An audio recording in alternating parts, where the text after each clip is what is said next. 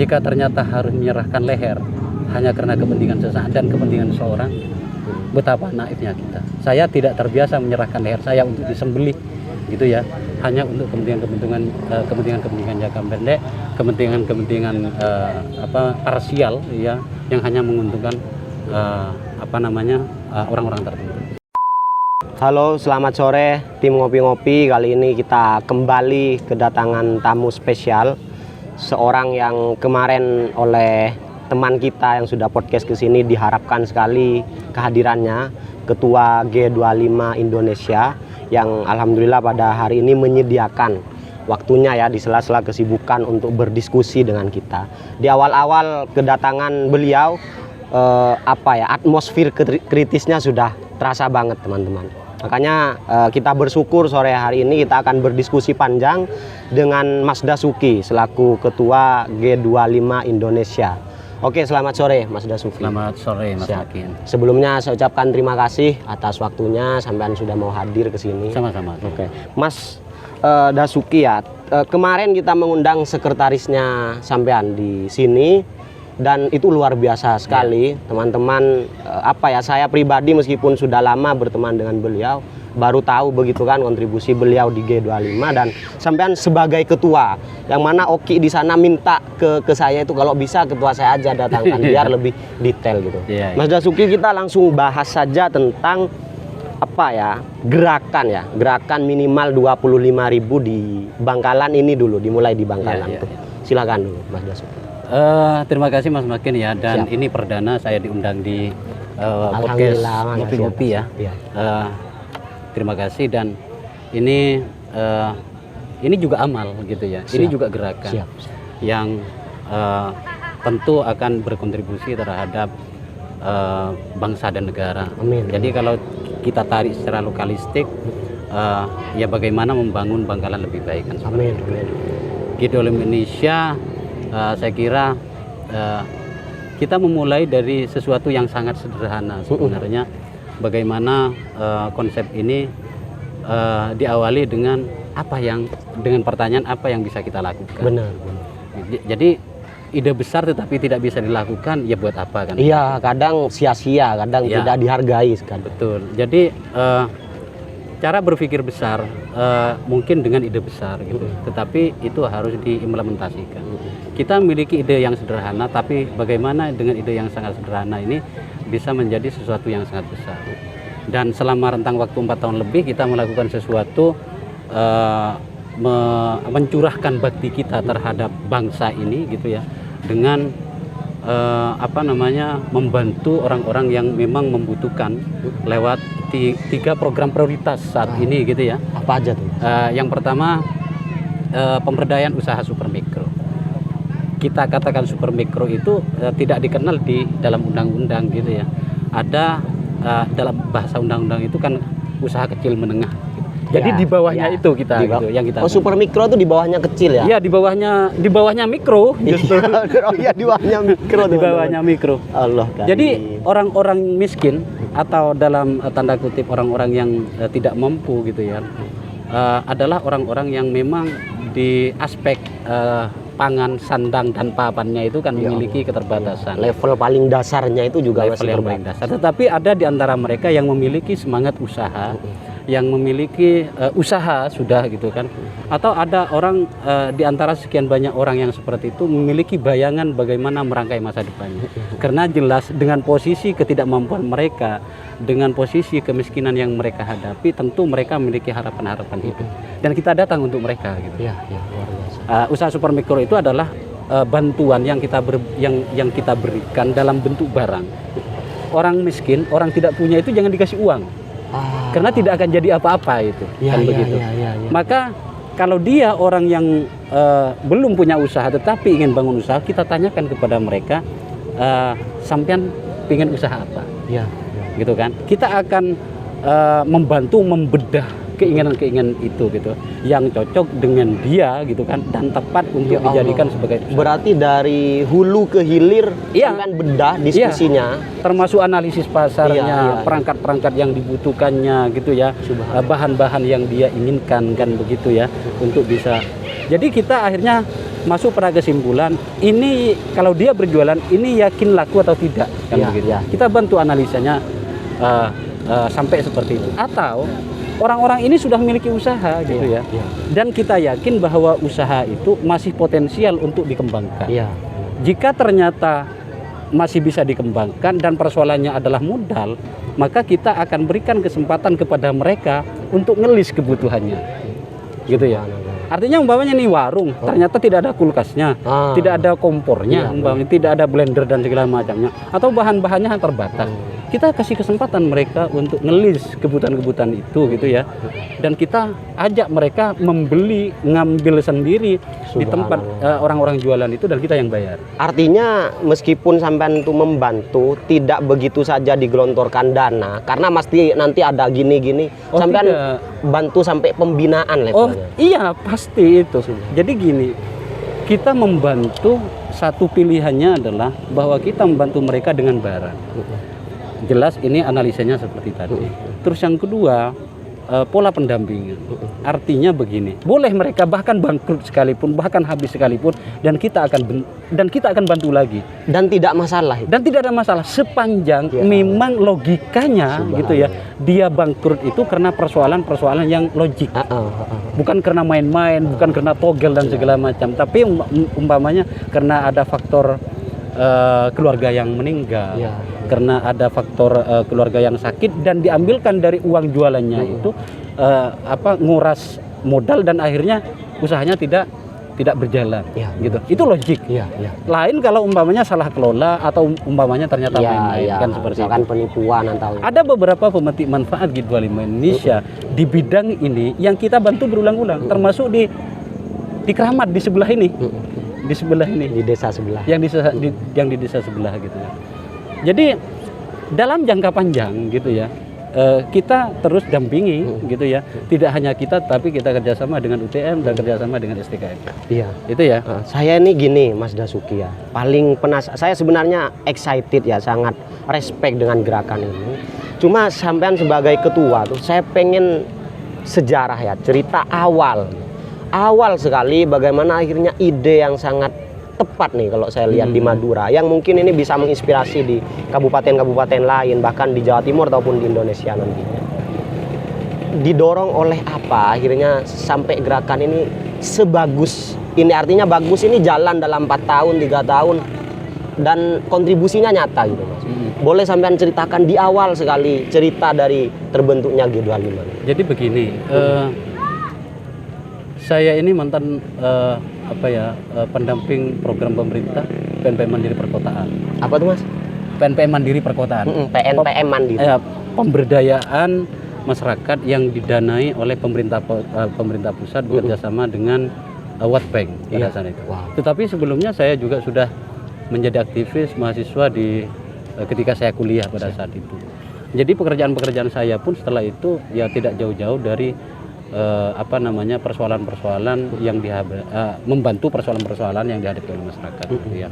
Cuma bedanya ketika saya mahasiswa pada saat itu tidak dibayar, ketika saya bekerja di program pemerintah itu sama pekerjaannya lebih konkret gitu ya, masuk terhadap persoalan-persoalan masyarakat, tetapi bedanya dibayar oleh anggaran negara pada saat itu kan gitu. Tetapi yang jauh lebih mendasar dari itu semua adalah keterpanggilan gitu ya, bahwa ternyata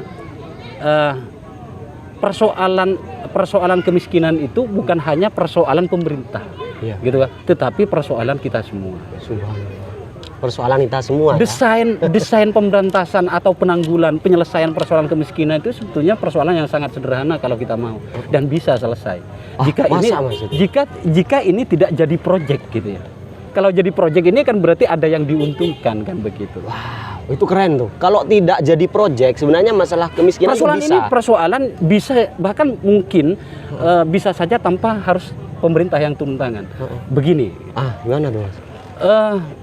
Anggaplah ketika umpamanya di sebuah desa penduduknya ada 5.000, maka data kemiskinannya masyarakat yang miskin di daerah itu dari 5.000 itu berapa persennya? Let's say 50%. Enggak sampai lah, tidak akan sampai. 10-20 ya? 10 sampai 20%. Berarti ada yang ada di tahap berdaya, mandiri, kaya, agak kaya dan sangat kaya, ada di posisi yang seperti itu. Setiap desa sebenarnya strukturnya sama itu. Sama, Iya, iya. sama gitu ya. Walaupun kita tidak percaya data ya, data pemerintah itu kan begitu ya. Iya, iya. Kenapa kecenderungan data-data pemerintah itu kan data-data Manipulatif. Jadi anggaplah persoalan di sebuah desa itu 15% kita ambil jalan tengah. Jarang kemiskinan itu sampai pada tahap 20 sampai 25%. Maka yang ada di proses yang ada di tahap berdaya, orang yang bertarung untuk dirinya tapi mampu membiayai kehidupannya ada di mungkin di angka 20%. Kan begitu. Berarti anggaplah 15% tambah 20% berapa? 35. Maka 35, maka sisa yang 65% ini jika digerakkan gitu ya dengan nilai-nilai pijakan, nilai-nilai yang kita miliki sebetulnya gitu. Nilai-nilai toleransi, kebersamaan, tenggang rasa, tanggung jawab dan segala macam sebetulnya bisa. Itu bisa menyelesaikan masalahnya sendiri. Bisa sebenarnya. menyelesaikan persoalan yang 15% ini. Yang ada di desa gitu. tuh. Banyak yang Ya Allah. kaya gitu ya, banyak yang berdaya gitu ya, yang umpamanya tidak mampu membantu secara finansial, seharusnya dia bisa membantu apanya kan begitu. Tapi saya ngeri-ngeri sedap dengar sampean karena saya ingat ke salah satu teori komunisme atau sosialisme ya, dengan artinya kan kesetaraan yang sampean bilang itu. Artinya di mana orang yang kayanya gapnya terlalu ini ya harusnya tidak segitunya ya, kita harus ngasih ke yang tertinggal ekstrimnya ya. Ekstrim kutub kiri dan kutub kanan tuh harus saling ini gitu kan. Saya sebetulnya tidak terlalu tertarik sih sebetulnya bicara tentang marxisme, komunisme dan segala macam. Kita bicara saja tentang konsep sodakoh di dalam Islam gitu ya. Gitu. Konsep zakat yang dihitung sedemikian rupa gitu loh ya. Orang yang sangat kaya gitu kan, hitungannya itu harus detail, sekian gitu yang dia harus keluarkan. Ada hak orang miskin di situ, dari penghasilan, dari harta yang dia timbun dan segala macam. Jadi kalau semua orang bisa menghitung hartanya dan secara jujur gitu ya, mensedekahkan dan menzakatkan hartanya, insya Allah dan harta harta yang dia sedekahkan, terus juga infak yang dia keluarkan, terus zakat yang dia keluarkan itu peruntukannya jelas. Saya yakin persoalan-persoalan kemiskinan ini bisa selesai. Tetapi kan ternyata kita akan mempertanyakan yang mengelola zakatnya ini siapa? Sudah tepat sasaran atau tidak? Sudah dikelola dengan benar atau tidak gitu kan? Jadi efektivitas aliran itunya yang masih kurang. Kita mengalami krisis trust terhadap lembaga-lembaga itu karena ternyata dalam proses perjalanan integritas mereka juga tidak bisa dipertanggungjawabkan. Kita masih pertanyakan. Salahnya selalu klise tentang kepercayaan publik. Betul. Artinya pemerintah ini ngawal beneran atau tidak terhadap penerima manfaat programnya, kan begitu. Badan amil zakat ini benar-benar ngontrol bener nggak terhadap penerima zakat orang-orang yang dititipkan ke dia. Problemnya ada di lembaga-lembaga. Terus setelah ditarik, dikontrol dan segala macam, produktif atau tidak? Yang tidak produktif gimana? Yang produktif penanganannya gimana? Pemerintah itu seharusnya secerdas itu gitu. Ada penanganan-penanganan yang secara simultan dan berkelanjutan itu dilakukan gitu ya, untuk memberdayakan mereka. Gitu. Jadi itu tentang usaha ya. Ada program kedua G20 Indonesia adalah program pemberdayaan pendidikan. Wah, Jadi begini ya.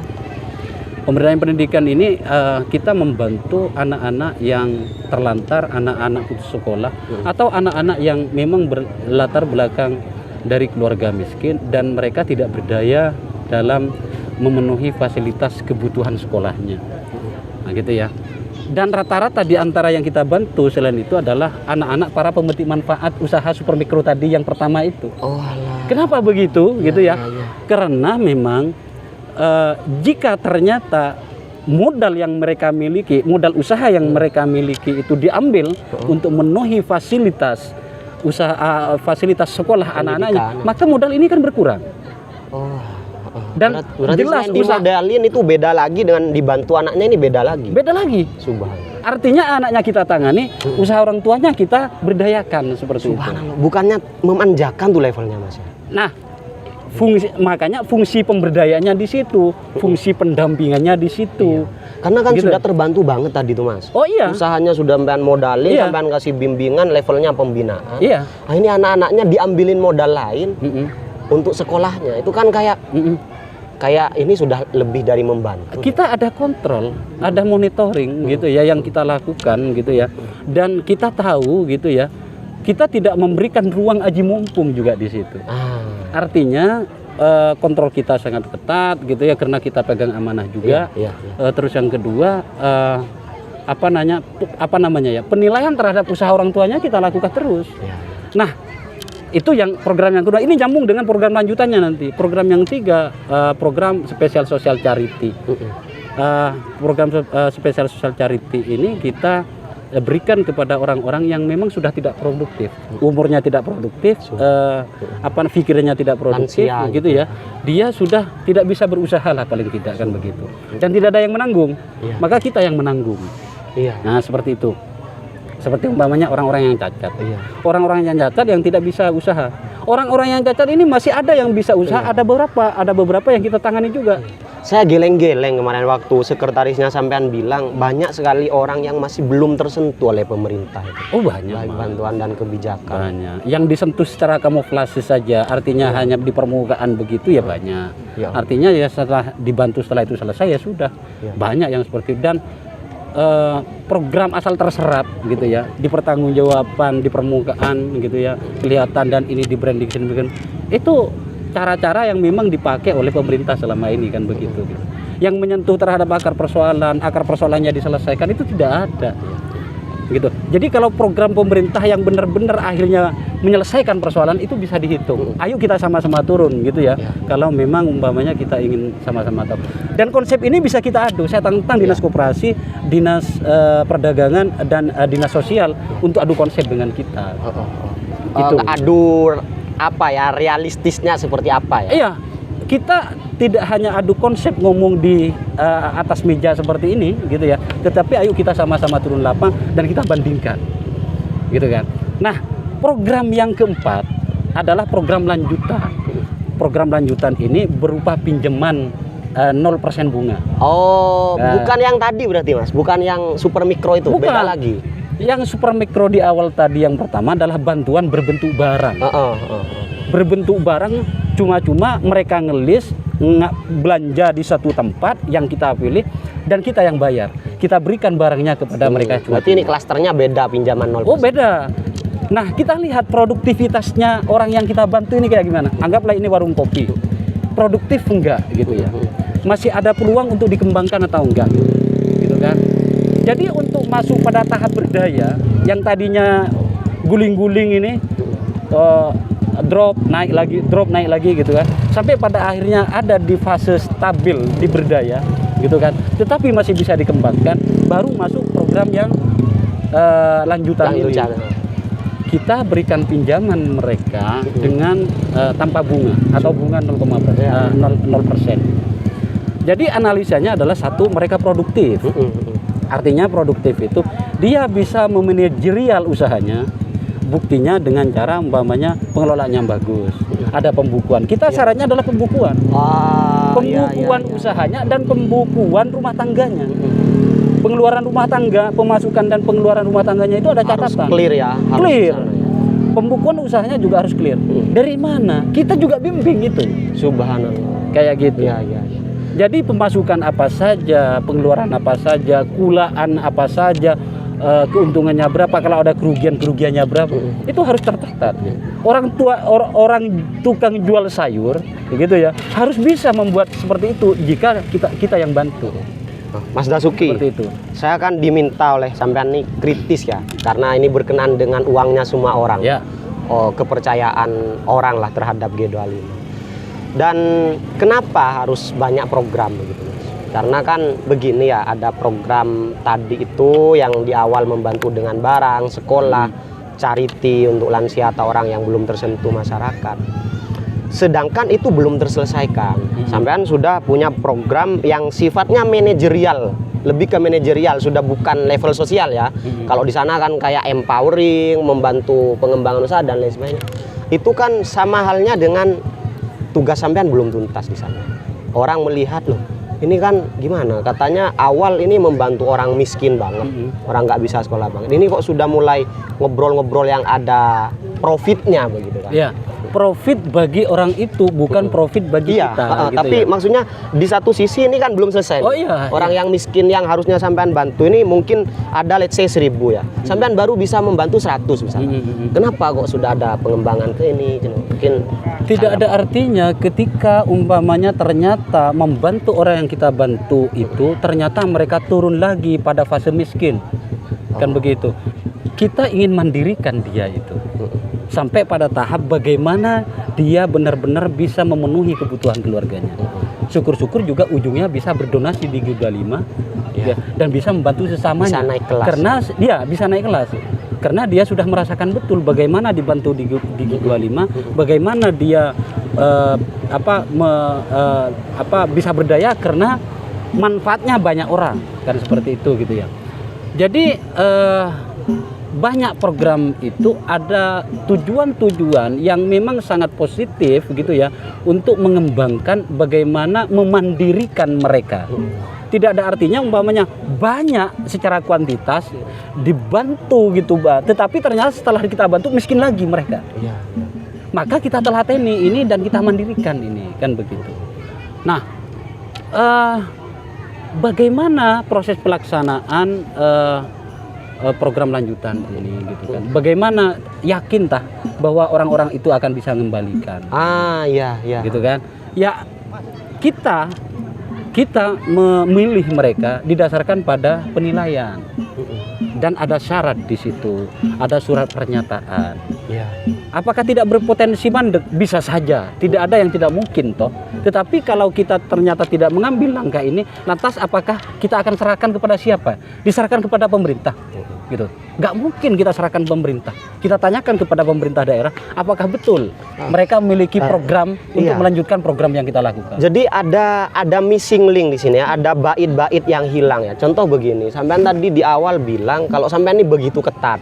Iya. G25 begitu ketat mengawal, makanya sampean tidak memberikan uangnya, tapi memberikan pembinaan, pendampingan, berikan barang yang dibutuhkan, sehingga probability untuk sukses. Dan bahkan sampean pada level, kenapa sampean buat lanjutan? Takut yang tadi sudah dibantu itu drop lagi loh. Kan Mas, kontradiktif ya. Enggak, jadi begini gitu ya. Satu, tujuannya adalah bagaimana meningkatkan kualitas kehidupan mereka gitu ya. Dan mereka benar-benar sampai pada masuk pada fase mandiri. Iya, iya. Jika kemandirian itu kalau sudah masuk pada fase mandiri itu ya kita lepas gitu kan. Atau kita Kalau sampean bisa sudah yakin nih kayaknya udah bisa nih ya. Iya, bisa kita lepas atau tetap bersama kita. Karena dedikasinya, karena kepiawannya dalam mengelola usaha itu bisa kita rekomendasi untuk dapat kur apa segala macam kan. Bisa saja ke sana Dibantukan dengan rekomendasi kita gitu kan. Karena apa? Ketika potensi ini benar-benar bisa dikelola dengan baik dan harapan-harapan kemandirian itu bisa tercapai gitu ya. Ini akan mengurangi kemiskinan. Berarti kita menyelesaikan persoalan. Iya. Jangan hanya kita selesaikan di permukaan, tetapi secara substansi ternyata kita tidak Benar-benar utuh bantunya, betul. Makanya bantuan yang produktif ini benar-benar kita kelola dengan baik dan kita benar-benar pilih gitu ya. Jika ternyata ada satu, ya hanya satu yang kita bantu. Kita tidak maksa. Kalau kita bicara tentang di awal, Pak Jokowi pun jika merekomendasi orang untuk dibantu G25, maka walaupun Pak Jokowi presiden, kita harus survei orang itu. Subhanallah. Itu dari saking bagaimana kita berpikir. Itu sudah jadi standar. Ya, jadi standar kita gitu kan. Jadi standar kita. Mapping sebelumnya kita lakukan, informasi-informasi yang harus kita dapat tentang orang itu sudah kita sebelum survei ya. Baru kita lengkapi identifikasi detail ketika kita melakukan survei itu gitu. Saya melihat dari obrolan sampean ini, sampean selalu mengunggulkan G25 daripada lembaga-lembaga yang ada baik dari pemerintahan itu dalam basis realistik ya. Di sampean tadi bilang sampean belum percaya dengan data-data yang di desa ataupun di lembaga sosial dan lain sebagainya. Sampean mengaku lebih realistis kalau 25, G25 yang ini. Gimana sampean bisa yakin? Kasih tahu saya satu gitu ya. Karena secara tidak langsung sampean menuduh nih semua orang yang atas nama lembaga itu bahwa data-data yang ada di sana baik di statistik dan lain sebagainya itu karena buktinya orang-orang yang kita bantu gitu lebih banyak adalah orang-orang yang mereka tidak masuk data kemiskinan. Subhanallah, malah yang miskin banget gak ada masuk data. Persoalan digali situ, kenapa akhirnya menjadi viral, gitu ya? Itu karena memang ternyata dia tidak masuk data di TKS.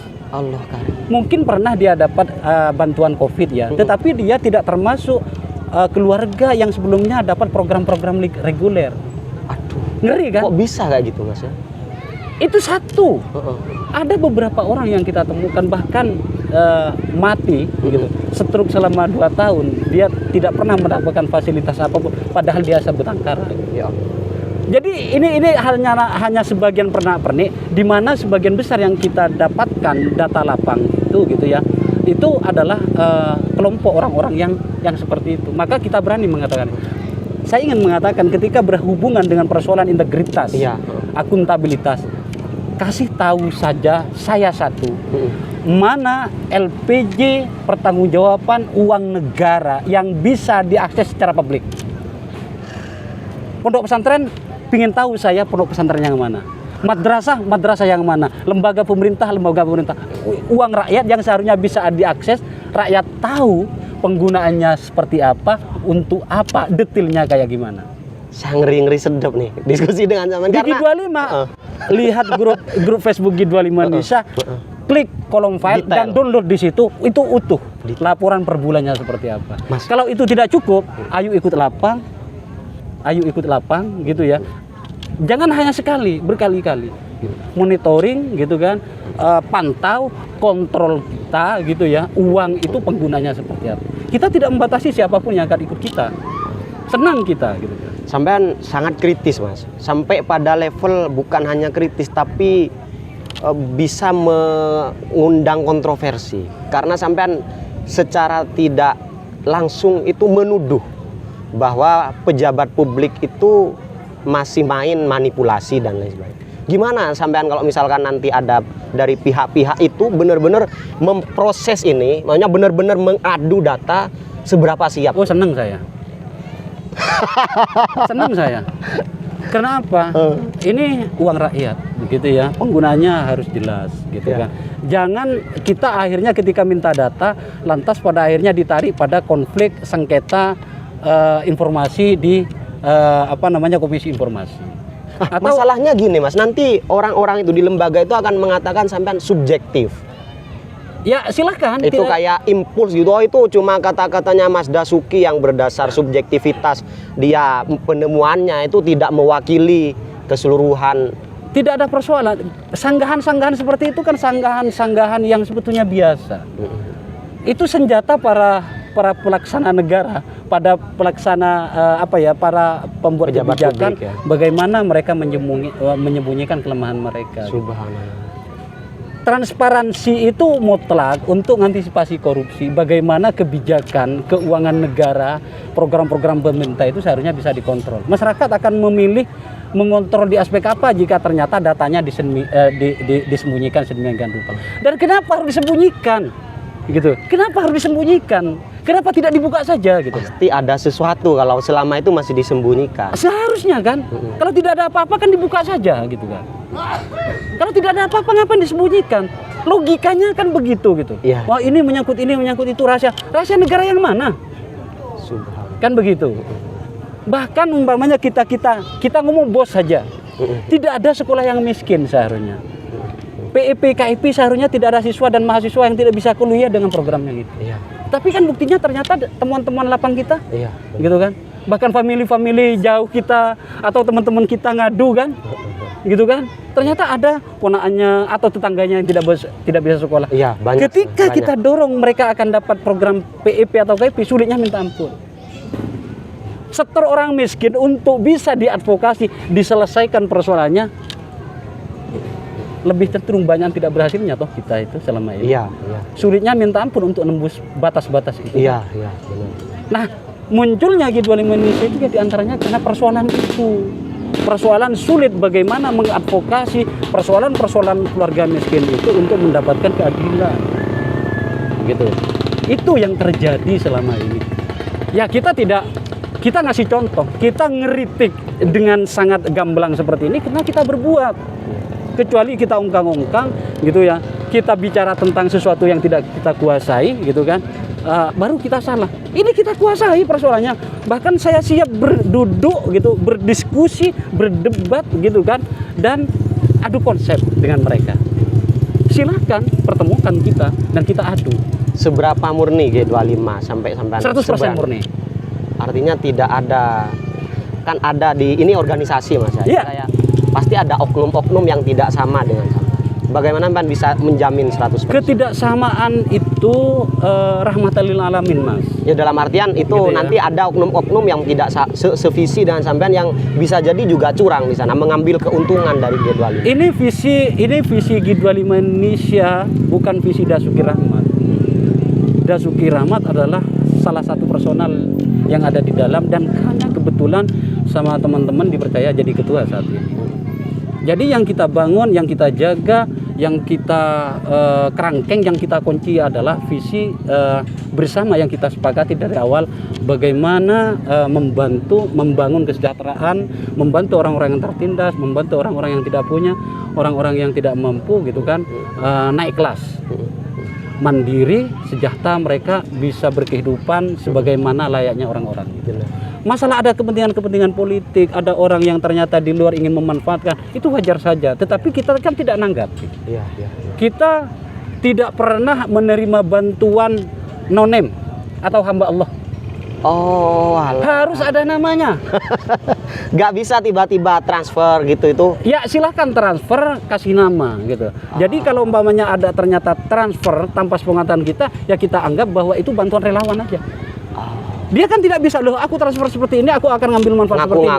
Ya nggak gitu, bisa lah, Ya. nggak bisa lah gitu. Mas Dasuki, satu hal lagi Mas. Ini saya sekali lagi semakin semakin dalam berdiskusi tentang ini, semakin yakin. Sambil juga, minum saya ya. Harus Mas. Ini enak banget nih akhirnya. Itu ya. Dari sahabat kita sendiri. Jadi apa ya namanya ya?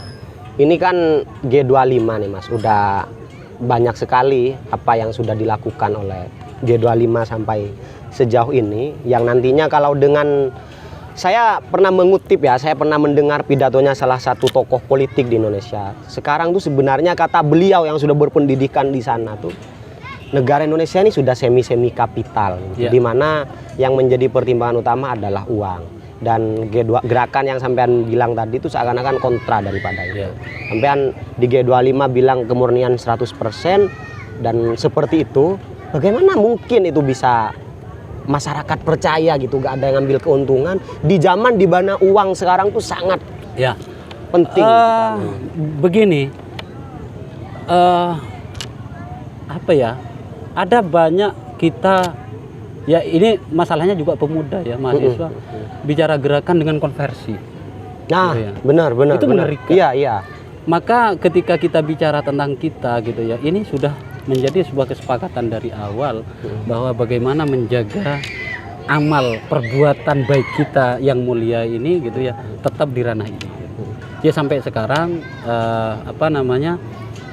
tidak ada yang memanfaatkan itu gitu. Artinya ada tokoh politik lantas akhirnya menjadi teman kita dibiayai oleh mereka, tidak ada sama sekali. Bahkan kita tidak menerima sumbangan atas nama partai politik, bahkan anggota DPR siapa gitu kan.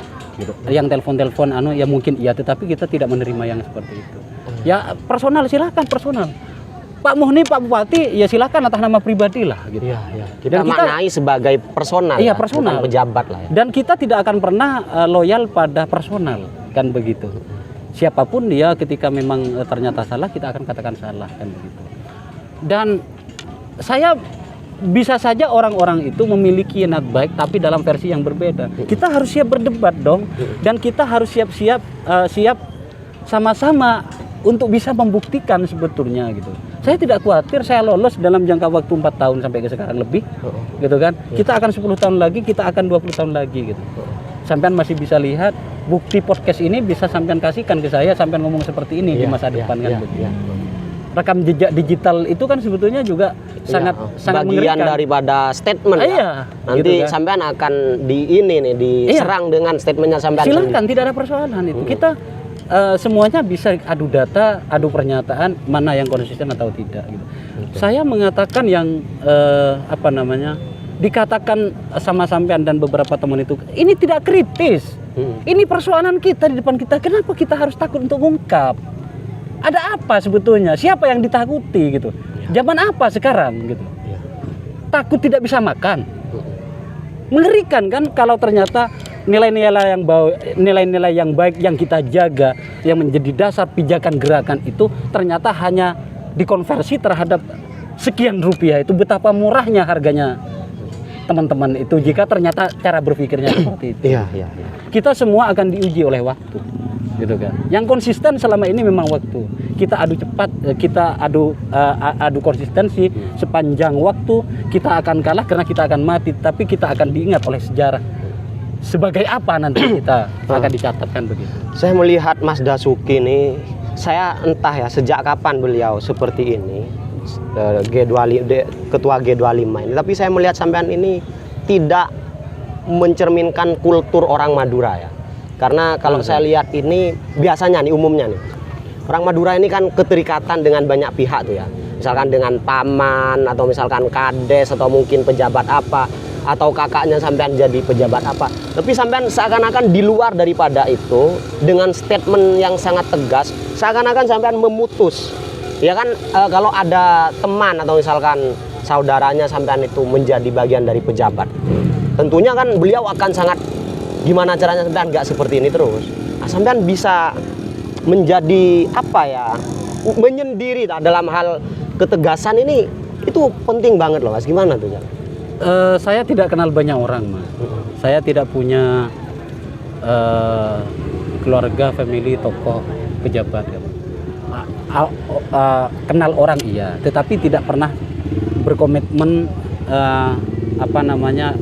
dalam hal-hal tertentu gitu ya, untuk menyembunyikan kejelekan, berkolusi dalam hal tertentu, atau berkolaborasi untuk atau mendesain membunuh dalam tanda kutip secara politik orang-orang tidak gitu. Jadi kalau kita bersikap itu benar-benar karena ada persoalan. Seperti kita sangat kritis terhadap persoalan penangkapan Pak Bupati, persoalan korupsi Pak Bupati. Itu bukan personal, Mas.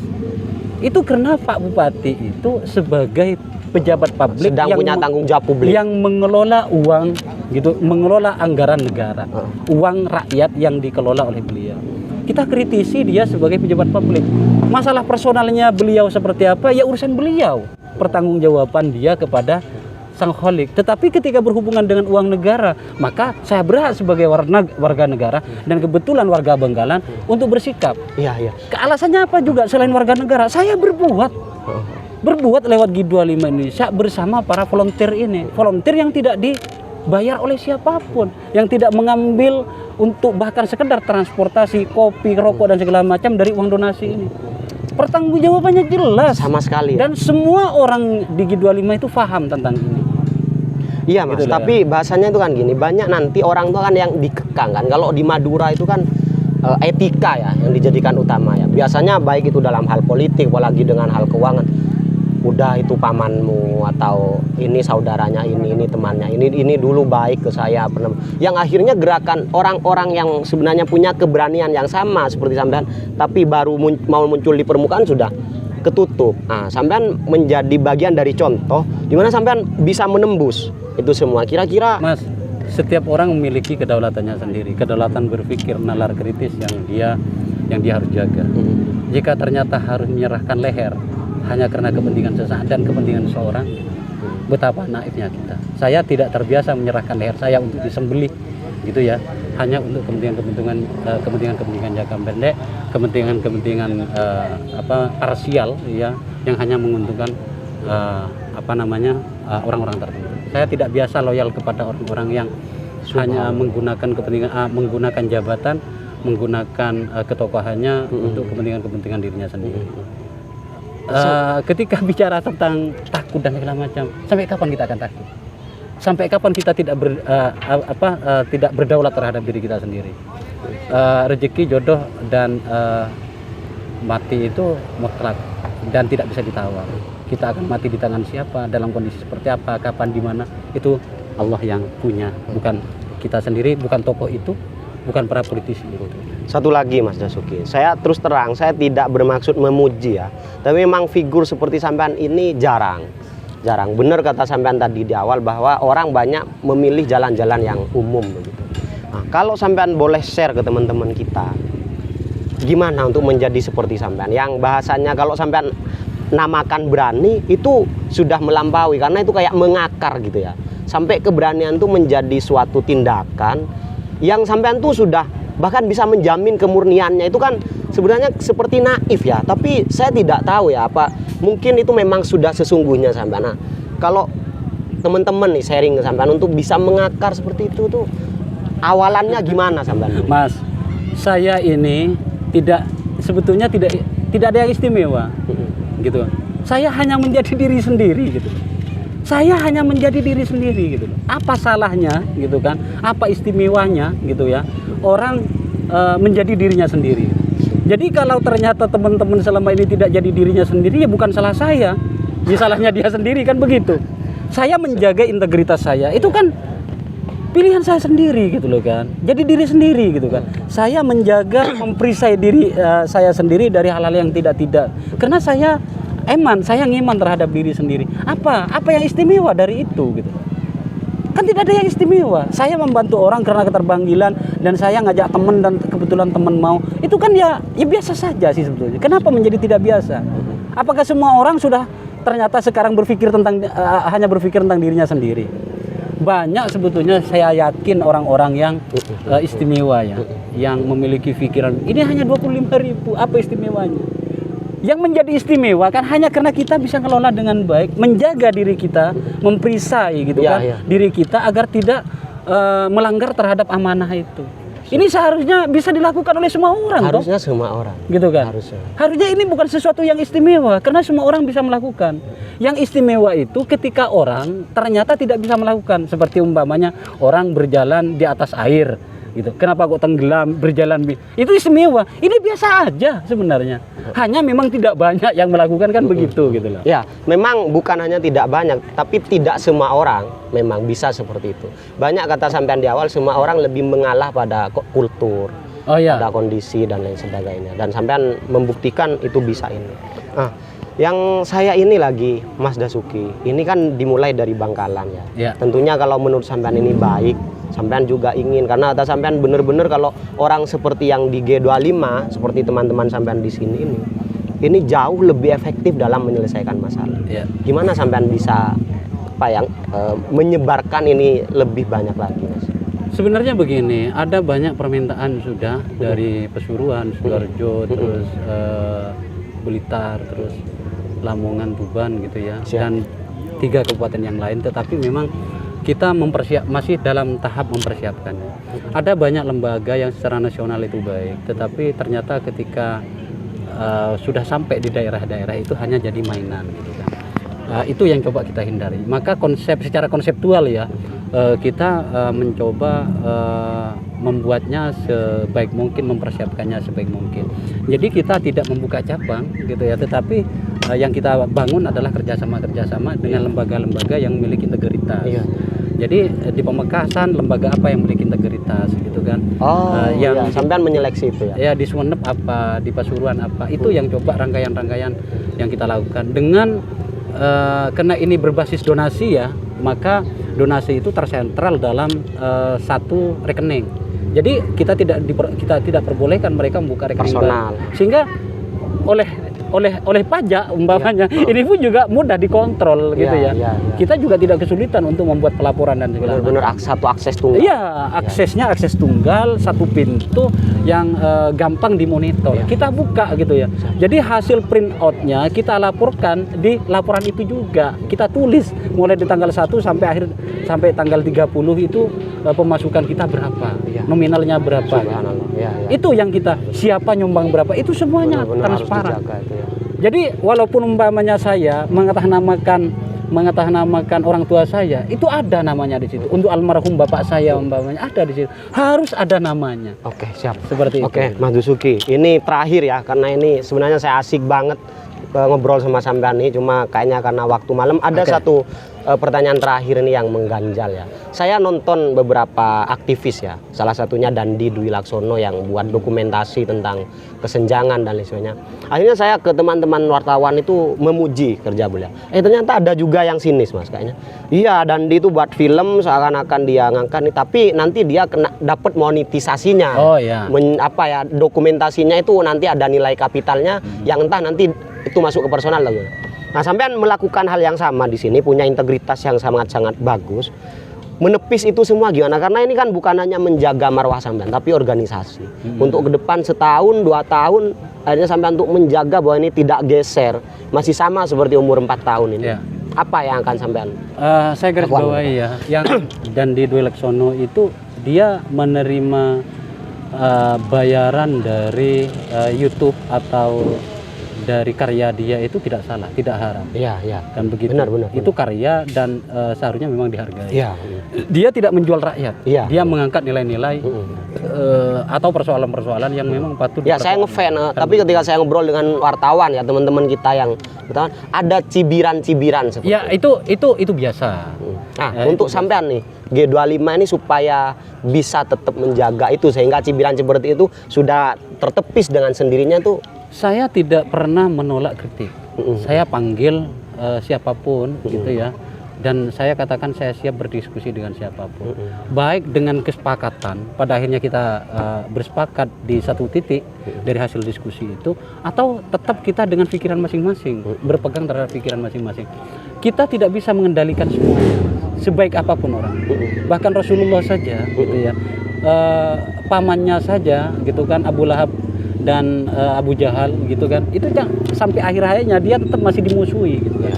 Itu sumber dari segala sumber kebaikan yang menjadi inspirasi banyak orang, apalagi hanya saya dan G25 Indonesia kan begitu. Itu ya prinsipnya. Terus yang kedua, proses bagaimana membangun